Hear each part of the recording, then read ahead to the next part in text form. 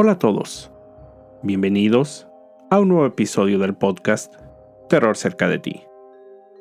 Como cada capítulo, quiero agradecer a todos los que, semana a semana, escuchan el podcast, así como dar la bienvenida a los que lo hacen por primera vez. No olviden seguirme en Spotify y calificar y dejar un comentario en iTunes. Esto ayuda a que el podcast llegue a más personas. Recuerden seguir mis redes sociales, @terrorcerca, en Facebook e Instagram, donde publico contenido adicional a los episodios.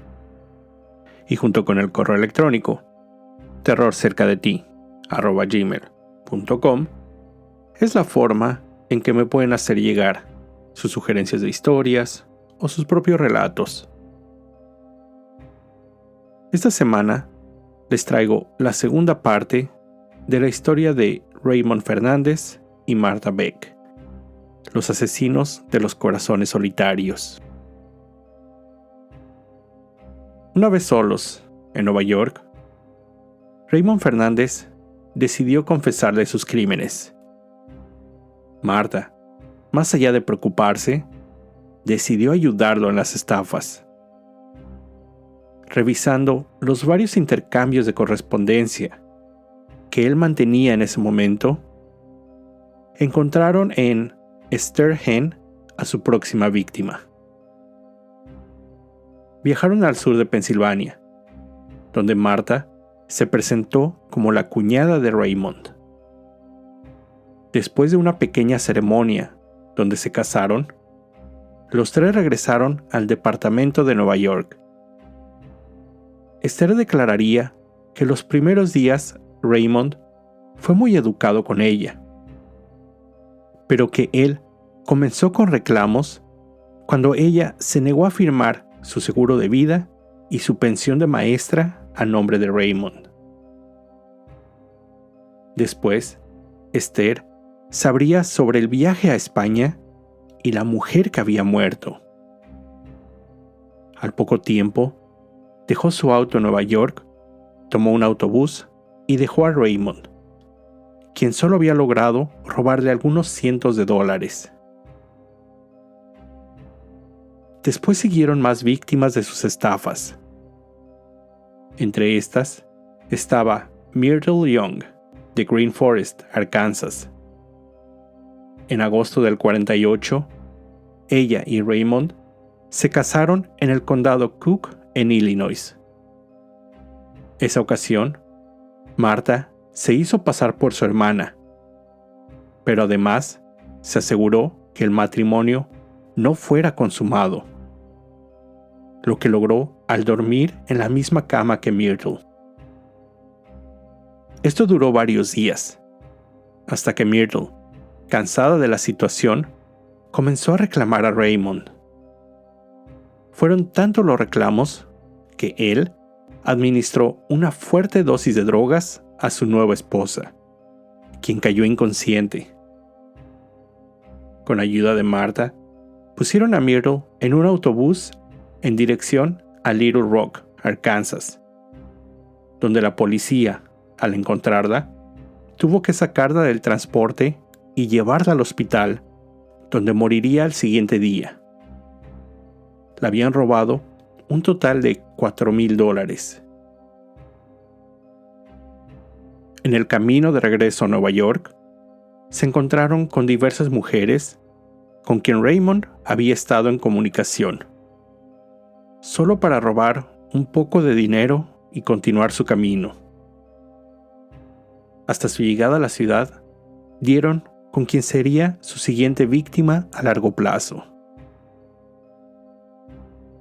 Janet Fay, viuda de 66 años, vivía en Albany, Nueva York.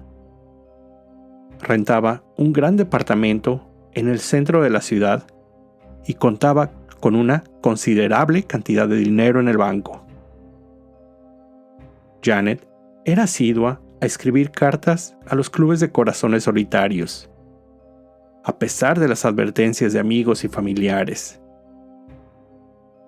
Fay era una devota católica que asistía a misa cada domingo, hecho que usó Raymond en sus cartas, en las cuales él frecuentemente hacía referencia a Dios y a la religión. Después de unas semanas, Raymond había convencido a Janet que sus intenciones eran honorables, por lo que acordaron que él la visitaría. El 30 de diciembre del 48, Raymond y Martha llegaron a Albany, donde se hospedaron en un hotel como el señor y la señora Fernández. Los siguientes días, Raymond se dio a la tarea de terminar de conquistar a Janet, después de lo cual le presentó a Martha, de nuevo como su hermana. Los tres pasaron tiempo juntos, cenaban. Incluso Janet los dejó quedarse a dormir en su apartamento. Casi de inmediato, Raymond propuso matrimonio a Janet, quien aceptó sin pensarlo. Hicieron planes de mudarse a Long Island, donde Martha había rentado un departamento. La primera semana de enero del 49, Janet visitó los bancos donde tenía cuentas y retiró todo el dinero que había ahorrado, más de $6,000 en efectivo y cheques. A su llegada a Long Island, el 4 de enero, los tres se instalaron en el departamento y tuvieron su primer cena juntos. Raymond se fue a dormir primero, por lo que los hechos que sucedieron a continuación no se saben con certeza, ya que Martha cambió su declaración cuando fue cuestionada en diversas ocasiones. Ella dijo que estaba molesta al ver cuánta atención le ponía Raymond a Janet, pero que se volvió loca de celos al verla desnuda en la cama con él. Ella dice no tener memoria de lo que sucedió esa noche, solo que comenzó con una discusión con Janet, para lo que después Raymond solo le dijo, cito, «Mantén a esa mujer en silencio. No me importa lo que hagas, solo cállala». El cuerpo de Janet yacía a los pies de Martha. Sangraba profundamente de la cabeza.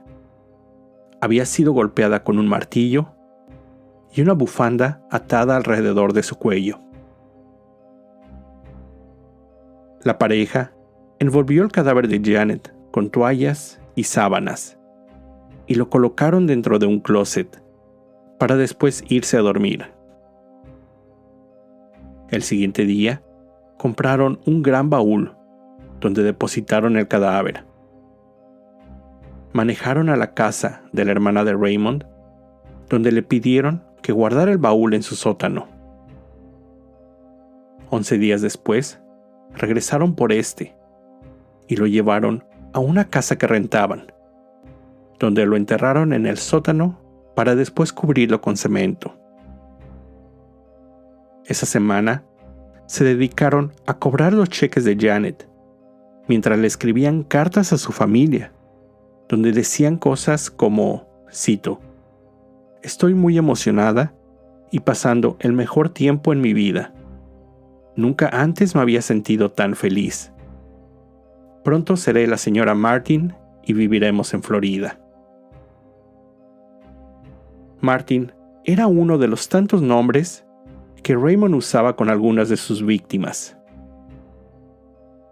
Sin embargo, en este caso, con estas cartas cometieron un grave error.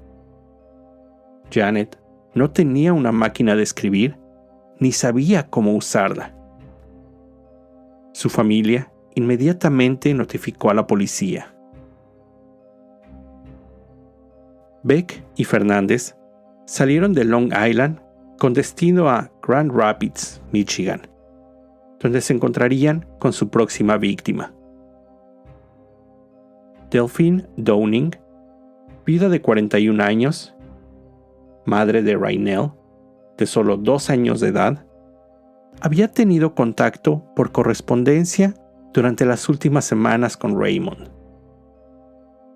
Delphine también lo conocía con su nombre falso, de Charles Martin, un exitoso hombre de negocios dedicado a la exportación de bienes, quien adoraba a los niños. Así que cuando Charles le escribió diciendo que la visitaría en Grand Rapids, Delphine se llevó una grata sorpresa y tampoco le molestó cuando le mencionó que iría con su hermana Martha. La pareja llegó a Illinois a finales del mes de enero. Delphine quedó impresionada con Charles, sus modales corteses, su actitud considerada hacia la pequeña Raynell. Ella pensó que podría tener futuro con él. A los pocos días, empezaron a tener relaciones sexuales, algo que, como era costumbre, llenó de rabia a Martha. La felicidad de Delphine duró poco. Una mañana entró al baño, donde vio a Raymond sin su peluca, la cual usaba para cubrir su calvicie y la fea cicatriz. Ella se sorprendió. Acusó a Fernández de fraude y engaño. Él trató de usar su encanto para calmarla, pero no funcionó. Martha convenció a Delphine de tomar unas pastillas para dormir. Ella aceptó y pudo conciliar el sueño. Mientras dormía, la pequeña Raynell comenzó a llorar. Martha, molesta con Fernández y Delphine, repentinamente tomó a la niña y la ahorcó hasta que perdió la conciencia, dejando unas marcas obvias en su cuello. Fernández se enojó, diciendo que cuando Delphine despertara y viera a su hija así, iría a la policía. Raymond fue a la habitación contigua. Tomó el arma del difunto esposo de Delphine, la envolvió en una sábana, apuntó el cañón hacia la cabeza de la mujer dormida y jaló del gatillo. La pareja envolvió el cadáver de la mujer en sábanas. Lo llevaron al sótano, donde cavaron un hoyo. La depositaron ahí y cubrieron la tumba improvisada con cemento. Los días siguientes, los criminales planearon su escape. Cambiaron los cheques que encontraron, vendieron cuanto les fue posible, tratando de obtener la mayor cantidad de efectivo que pudieran. Todo esto mientras la pequeña Raynell seguía en casa, llorando, negándose a comer. Fernández le dijo a Martha que se deshiciera de la niña. Aunque inicialmente se negó, su involucramiento en los crímenes era ya demasiado. Había sido cómplice de múltiples asesinatos, así como robos y fraudes. Sin más remedio, y bajo el control total de Fernández, Martha no tuvo más opción. Llenó un contenedor con agua en el sótano y ahogó a la pequeña Raynell, mientras Raymond cavaba otra pequeña tumba junto a la de su madre. En lugar de salir del pueblo, Martha y Raymond decidieron quedarse unos días más. Fueron al cine, regresaron al departamento, y cuando finalmente decidieron irse, mientras empacaban, tocaron la puerta. Al abrir, 2 policías se encontraban del otro lado. Los vecinos, sospechando que algo malo había pasado, llamaron a las autoridades. La pareja de criminales fue arrestada el 28 de febrero de 1949. Ellos fueron presentados ante la oficina del fiscal del condado de Kent. Tal vez resignados a su destino, no pidieron por un abogado o tratar de negar los cargos. Al contrario, Fernández confesó, cito, "No soy un asesino promedio". Juntos contaron una historia de crimen, fraude y asesinatos. Firmaron una confesión de 73 páginas, con la condición de que no fueran enviados a la policía del estado de Nueva York. Ellos sabían que la pena de muerte no estaba permitida en Michigan, así que intercambiaron su confesión para evitar la pena capital. El siguiente día de su arresto, la historia se volvió primera plana en los diarios más importantes, quienes trataban de obtener imágenes de la cruel pareja. Además, iniciaron un proceso de deshumanizar a Martha Beck, llamándola en sus ediciones cosas como, cito, gorda, Big Martha, 200 libras de ira, una mujer rara y otros términos humillantes. A pesar de su arreglo inicial con las autoridades, a finales de marzo de 1949, Thomas Dewey, gobernador del estado de Nueva York, llegó a un acuerdo diferente con los fiscales del condado de Kent. El condado podría ignorar los crímenes de ese lugar, lo que permitiría a Nueva York extraditarlos y que los acusados pudieran enfrentar la pena capital por el asesinato de Janet Fay. El 28 de junio del 49, en medio de una intensa ola de calor, empezaría el circo que se volvería el juicio de los asesinos de los corazones solitarios.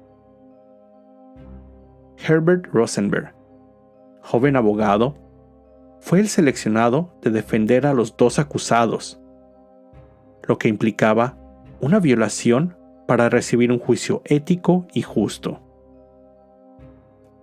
Además, solo buscando una corte de mayor tamaño, el juicio fue movido de Nassau a las instancias de la Suprema Corte, ubicada en el Bronx. Durante el juicio, Edward Robinson Jr., fiscal asignado al caso, inició el proceso con un gran número de testigos, incluyendo al forense, amigos de Janet Fay y el dueño de su departamento. Los testimonios fueron seguidos por los investigadores, así como detectives forenses, quienes explicaron la gran cantidad de evidencias que relacionaban a los acusados con el crimen. En julio, Raymond subió al estrado, donde negó haber cometido el asesinato y que solo había confesado el crimen para proteger a su amada Martha, a quien había conocido a través del Club de Corazones Solitarios. Usando una voz dulce, decía que desearía poder retractar su declaración.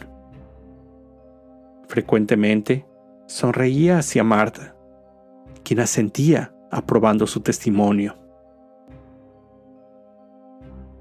El fiscal continuó su argumento, mencionando a Jane Thompson, Delphine Roning, Reniel Downing y Myrtle Young, todas muertas después de haber conocido y encontrado con Raymond. Además, su propia confesión era mencionada continuamente, la cual había sido leída durante el proceso. Cito: "Aún puedo escucharlo, la sangre goteando. El sonido parecía poderse escuchar por toda la casa". Esa fue parte de la declaración que Martha había dado a los investigadores. En un momento, el fiscal le preguntó a Fernández si él había disparado y asesinado a Delphine Downing. Él contestó, cito, «Eso es verdad». Pero cuando se le preguntó si también había asesinado a Janet Faye, por quien se les estaba juzgando, él lo negó. Página por página, toda la confesión fue leída durante 2 días seguidos. Después de algunas semanas, llegó el turno para que Martha tomara el estrado. Durante su testimonio, la acusada contó toda su vida, desde su niñez, donde declaró haber sido abusada sexualmente por un familiar, ataques que la dejaron marcada. Mencionó que tan solo el año anterior a su arresto había intentado quitarse la vida 6 veces. Después de un breve descanso, su testimonio continuó. Martha declaró saber que Raymond era un asesino y que ella lo había ayudado a encontrar mujeres solas a quien victimizar. Entre risas, recordó lo fácil que había sido engañar a las víctimas. Cuando le preguntaron sobre Faye, ella dijo que lo último que recuerda era Raymond ordenándole mantuviera a la señora Faye en silencio, para después encontrarse de pie sobre ella, mientras Fernández le sacudía los hombros, gritando, cito, «Por Dios, Martha, ¿qué has hecho?». El juicio continuó por 44 días. Finalmente, el 18 de agosto de 1949, el jurado se retiró a deliberar. Desde cerca de las 10 de la noche y sin dormir hasta las 8:30 de la mañana del día siguiente, llegaron a una decisión. Los 12 jurados encontraron a Raymond y Martha culpables de asesinato en primer grado. Solo 3 días después, el juez sentenció a los acusados a morir en la silla eléctrica el 10 de octubre de ese mismo año. Ambos fueron enviados a la prisión de Sing Sing, al norte del estado de Nueva York. Sin embargo, la fecha de ejecución fue movida a varios meses después. A las 11 de la noche del 8 de marzo de 1951, Raymond fue el primero en ser llevado a la silla eléctrica. Minutos después, fue el turno de Martha. Ante un extraño alto número de 52 testigos, los asesinos de los corazones solitarios fueron ejecutados. Este caso sirvió de inspiración para diversas obras, episodios de series y películas, entre las que se encuentran The Honeymoon Killers de 1970, Lonely Hearts del 2006 y la cinta mexicana Profundo Carmesí de 1996, dirigida por Arturo Ripstein y protagonizada por Regina Orozco y Daniel Jiménez Cacho. Esta fue la historia de los asesinos de los corazones solitarios. Con esto llego al final de este episodio.